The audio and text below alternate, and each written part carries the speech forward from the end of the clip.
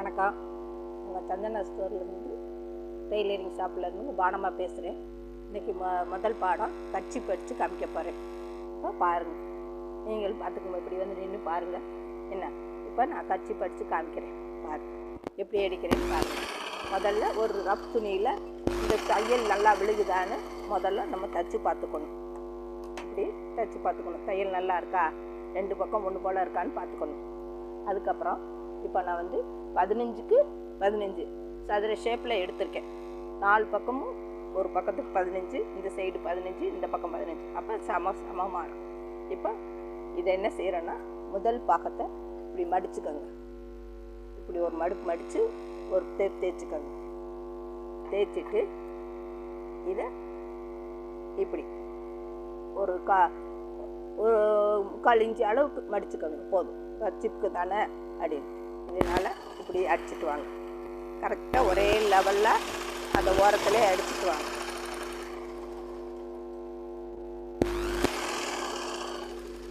இந்த இடம் கொஞ்சம் தூரம் வரையில் இதை இப்படி மடிச்சுக்கோங்க. பாருங்கள், இதை ஒரு மடிப்பு மடித்து நம்ம முதல்ல தேய்ச்சோம்ல, அப்படி இப்படி சதுர சேப்பாக மடித்து வச்சுக்கோங்க.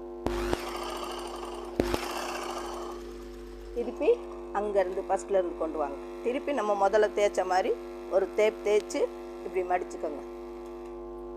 ஒவ்வொரு தடைக்கும் அந்த கரெக்டாக அந்த முக்குக்கிட்ட வரையில் ஒரு திருப்பி நடுக்கால தூக்கி ஒரு அடித்து விடுங்க. இந்த முக்கு ஷேப்பு இப்படி சேர் மாதிரி வரணும்.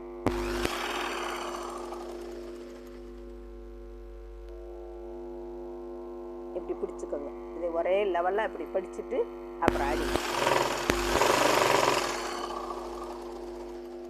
அப்புறம் திருப்பி இதை இப்படி சமமாக மடிங்க. இப்படி ஒரே லெவல். இது கரப்பாக இருக்கிறதுனால இதை இப்படியே மடிச்சிருக்கேன். பாருங்கள், இந்த இடத்துல வரையில் நிப்பாட்டி திருப்பி இப்படி தூக்கி திருப்பி ஆரம்பத்தில் இருந்து இப்படி கொண்டு வாங்க.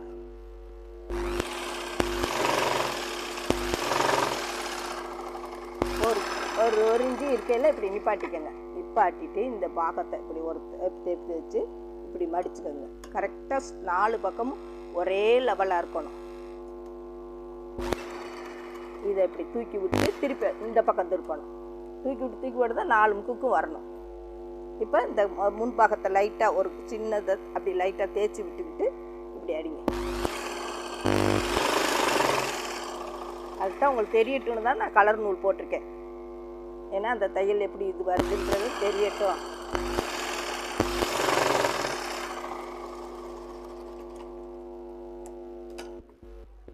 இந்த 4 முக்கும் பாருங்கள், இந்த 4 முக்கும் இப்படி கரெக்டாக இருக்கணும்.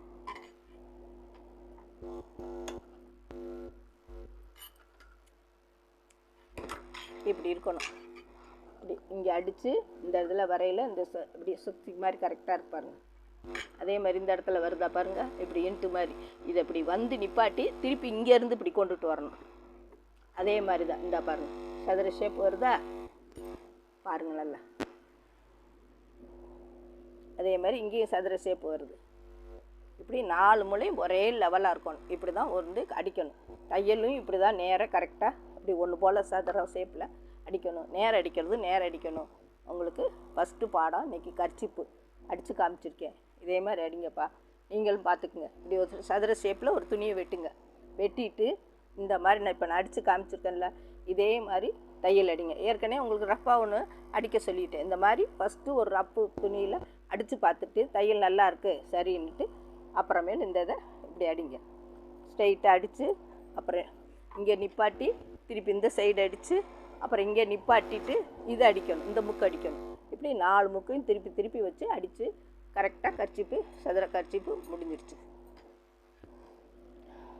பாருங்கள், இதுதான் கர்ச்சிப்பு. பார்த்துக்கிட்டிங்களாப்பா? உங்களுக்கு புரிஞ்சுருக்குன்னு நினைக்கிறேன். நான் இந்த பாடம் முதல் பாடம் வந்து கர்ச்சிப்பு தைக்கிறது. அடுத்த பாடம் வந்து தலானி வர ஜட்டி, இந்த மாதிரி ஒவ்வொரு பாடமும் நான் எடுக்கையில் நான் உங்களுக்கும் சொல்லிடுறேன். நீங்களும் வீட்டில் இருக்கிறவங்க தைச்சி பாருங்கள். என்ன, இப்போ நான் ஒரு பாடம் எடுக்கிறத பார்த்தே நீங்கள் தைச்சி பார்த்தாலே நீங்கள் கிளாஸில் வந்து பழகுன ஒரு அனுபவம் உங்களுக்கு வந்துடும். அதுவும் நான் பொறுமையாக தான் ஒன்றா தான் சொல்லுவேன். நீங்களும் அதை பொறுத்து பார்த்து தைச்சிக்கோங்க.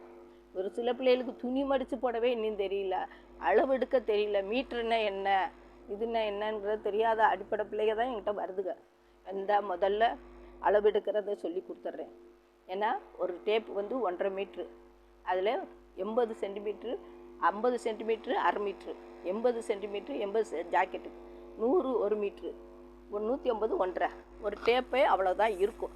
அதனால் இது வந்து பெரிய நம்பர் வந்து இஞ்சி கணக்கு, 1 இஞ்சி 1.5 இஞ்சி அப்படின்னு எடுக்கிறோம்லாமா, அந்த மாதிரி இதை எடுங்க. 1 இஞ்சி அளவுனா இந்த அளவுக்கு, 1.5னா இந்த சென்டருக்கு, 1.25, 2, 2.5, 3 இப்படி இந்த நம்பரில் எடுங்க. மீட்ரு கணக்கு வர்றப்ப இந்த பொடி நம்பரில் எடுங்க. அளவு எடுக்கிறது இது முறை. அளவு துணி எடுக்கிறது, ஒரு துணியை எடுத்துகிட்டு வந்தோன்னா எவ்வளோ இருக்குதுன்னு பார்க்குறதுக்கு இந்த அளவை எடுத்து பாருங்கள். நம்ம ஜாக்கெட்டுக்கு தைக்கிறப்பையும் இந்த இஞ்சி கணக்கு எடுத்து பாருங்கள். இப்படி ஒவ்வொன்றா பார்த்தீங்கன்னா தான் உங்களுக்கு அது புரியும். நான் ஒவ்வொன்றா ஸ்டெப்பாக சொல்கிறேன், புரியாதவங்களுக்கு கூட புரியும். ஆனால் புரியலைனாலும் என்கிட்ட கேளுங்க, விளக்கமாக உங்களுக்கு சொல்கிறேன். ஏன்னா நான் இப்போ டேப்பு எடுத்து உங்களுக்கு அளவை சொல்லிட்டேன். இது வந்து மீட்ரு கணக்கு. இன்னொரு தடவை சொல்லிடுறேன். 1, 2 இருக்கிறது மீட்ரு கணக்கு, மீட்ரு அளவு. இது ஒரு டேப்பு 1.5 மீட்ரு.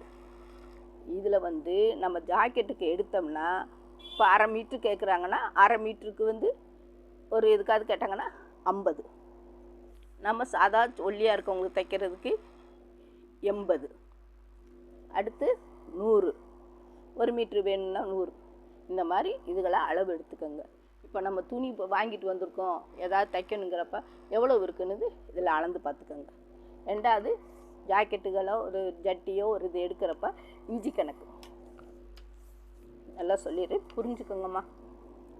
இது வந்து 1 இஞ்சி எடுங்கன்னு சொல்லுவோம்ல, அதுக்கு 1.5, 2 கழுத்தகலம், கால் வளைவு இந்த மாதிரி சொல்கிறப்ப இந்த நம்பரை எடுத்துக்கோங்க அளவுக்கு. அகலத்துக்கு இது துணிக்கு அதே மாதிரி இந்த கரபாகத்தை எடுத்தோம்னா தான் உயரத்தில் நமக்கு எவ்வளோ மீட்டர்னு வரும். கரபாகத்தை அந்த இது எப்படி எடுக்கிறது, மடித்து போடுறதுமே இப்படி தான் மடித்து போட்டு உயரம் அகலம் எடுக்கணும். இது உயரம், இது அகலம், இப்படி எடுக்கணும். அடுத்தடுத்து உங்களுக்கு சொல்லி கொடுக்குறேன், அதை பார்த்துக்கோங்க. இன்றைக்கி முதல் பாடம் கர்ச்சீஃப் தைச்சிருக்கேன். வீட்டிலேயே நீங்களும் வீட்டில் மிஷின் வச்சுருக்கவங்க தைச்சி பாருங்கள். சரி, இன்றைக்கி நம்ம கிளாஸுக்கு போகாமையே வீட்டில் இருந்துக்கிட்டு அந்த அம்மா சொல்கிறத ஒன்றா தப்போம் அப்படின்னு அளவுகளையும் சொல்லிட்டேன். எப்படி அளவு எடுக்கணுங்கிறதையும் மீட்ரு கணக்கு, இஞ்சி கணக்கு எல்லாம் சொல்லிட்டேன். பாருங்கள், பார்த்துட்டு எப்படி அந்த அம்மா சொல்லி தந்திருக்கு நம்மளும் செஞ்சு பார்ப்போம். கிளாஸுக்கு போக நேரம் இல்லையில நம்ம வீட்டில் இருந்துக்கிட்டே அந்த அம்மா சொல்ல தப்போங்கிறத தைங்க. புரிகிற மாதிரி விளக்கமாக தான் சொல்கிறேன். என்ன கிட்ட உட்காந்து புரியாத பிள்ளைகளை கூட புரிய வச்சு அதுகளை தைக்க வச்சு அதுகளுக்கு நல்ல முறையில் தைச்சி அனுப்பியிருக்கேன். அதனால தான் இப்போ உங்களுக்கு செல்லுலேயும் போட்டு காமிக்கிறேன். பாருங்க. வணக்கம். சப்ஸ்கிரைப் பண்ணுங்கள், லைக் பண்ணுங்கள், உங்கள் பானம்மாவுக்கு ஆதரவு கொடுங்க. ஏன்னா உங்களுக்கு இவ்வளோ அனுபவத்துலேருந்து உங்களுக்கு தெளிவாக சொல்லி கொடுக்குறேன். இது அனுபவம் இவ்வளோ தான். டெய்லருங்கிறது ஒரு அனுபவம். அந்த அனுபவத்தை நம்ம தெளிவாக சொல்லி கொடுத்துருவோம். அதுக்கு புரிஞ்சுக்கிறட்டும், குழப்பம் இல்லாமல் நேரடி மெத்தேடாகவே சொல்லி கொடுத்துருவேன். அதனால தான் அதுகளுக்கு குழம்பாமல் கரெக்டாக புரிஞ்சுக்கிறதுக்கு. பாருங்கள், பார்த்துட்டு சப்ஸ்கிரைப் பண்ணி லைக் பண்ணிங்க. எதை நிறைகுறைகள் இருந்தாலும் சொல்லுங்கள். நீங்கள் எடுக்கிறது எங்களுக்கு புரியுது, இல்லைம்மா நீங்கள் புரிகிற மாதிரி சொல்லுங்கங்கிறதை சொல்லுங்கள். வணக்கம்.